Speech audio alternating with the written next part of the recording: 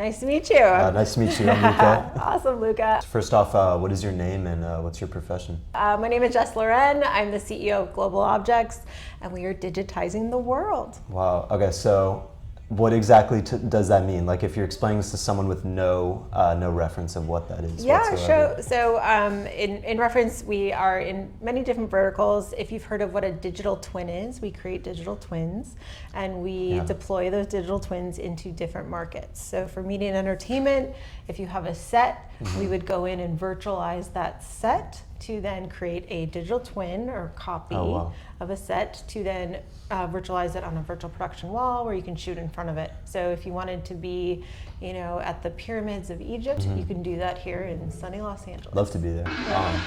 So you're saying you basically make like 3D models of sets, right? So it's more for convenient. media and entertainment vertical. But if you wanted to, we recently had a request to scan a human heart, so you can digitize. Yeah, so there's all sorts of applications. Correct. So what would you say the most who's really benefiting from this the most right now?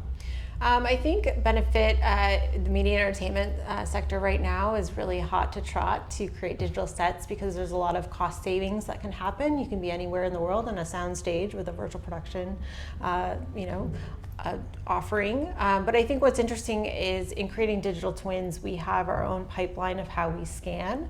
We're launching a product called the Go Wave. It's our own way of scanning. So we use a combination of photometrics, photogrammetry, blue laser, and LiDAR to scan objects. Wow. So say you have this watch on your arm, we can put it into our scanner, scan it, create a digital copy of it. So say that was an antique watch from your family that you wanted to save into eternity, we would have that digital twin for you. Sure. I want to get a little more into how this actually works. So you're using like a lot of complicated words like LiDAR. So you just explain that a little bit. I know it has to do with like a dot map. I want to know a little more about that. Digital twins are created with many different modalities. So starting with blue laser, they use it a lot in automobile where you can scan a car. So it's a hand scanner, so blue laser. Photometrics, photogrammetry, it's taking pictures, lots and lots and lots and lots of pictures. And then LiDAR is obviously LiDAR and laser. Wow. So, and then we combine all of those modalities together to create our digital twins. And then we've recently got into Gaussian splats, which is combining LiDAR with photos and creating 3D environments from that data, which is really exciting. It's incredible. I heard it uses AI too. I know it's kind of like a big buzzword right now. Yeah, so we have a partnership with a company called XGrids. It's a bunch of guys who came out of DJI, and they have a device, and you walk with it, and it captures LiDAR and photos to create your 3D scenes. So essentially your, Gaussian splat. So that's how we use, that technology to help create our environments for what we call scapes.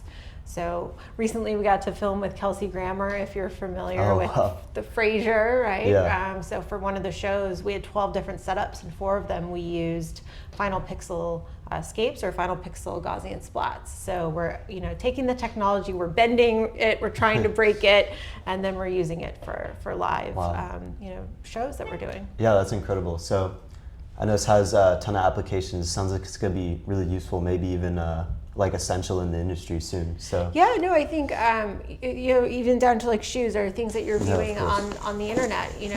I shop pretty much exclusively on Amazon or online now. Me too.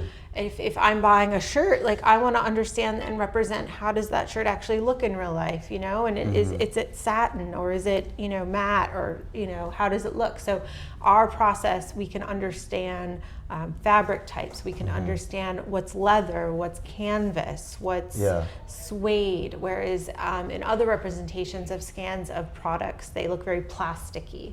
So our process makes everything look authentic. You can understand truly what you're purchasing. Of course. So I guess the benefit to this would be that it's like much more realistic because it's using this such advanced technology. You can really get an exact feel for what you buy before you actually buy it. Exactly. And also think about like education. So, the future of what's happening with wearables, with like, the Apple Vision Pro. When I got my first Apple Vision Pro, I put it on. I went into the theater room that Disney had inside of their app, and then I put on The Little Mermaid.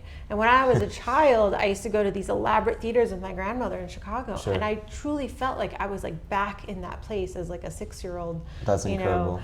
So I think we're entering these environments so specific for education. I think like we talked about Egypt earlier in this interview, like. I think of a classroom that you can truly immerse yourself into the topics you're talking about for that day. Yeah, I guess the possibilities are really just kind of they're endless. Endless, yeah. That's why we're digitizing the world.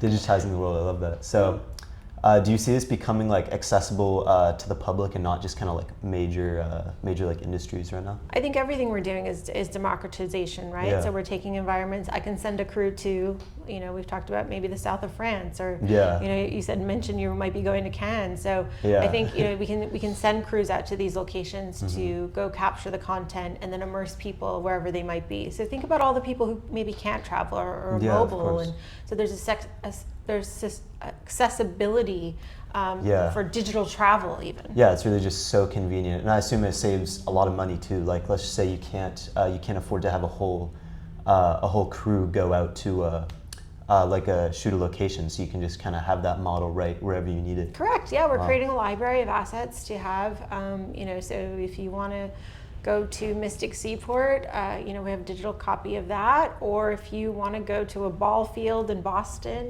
we've had opportunities to scan stadiums. So I think we're creating this library of assets where you can have content on the go.